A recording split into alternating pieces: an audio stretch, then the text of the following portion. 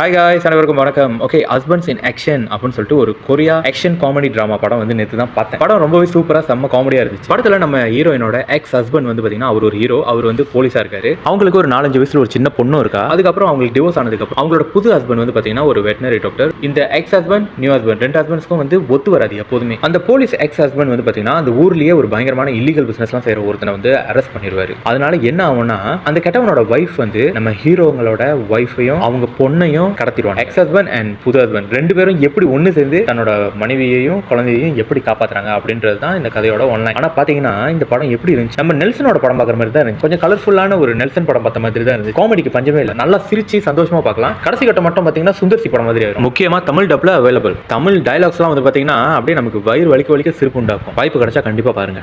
Thank you.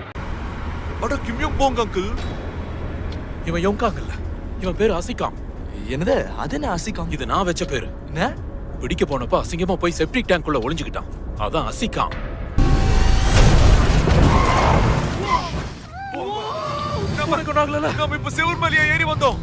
இதுவே manual காரா இருந்துருந்துச்சுன்னா நான் யாருன்னு காட்டி லெவல் 2 ட்ரிஃப்ட்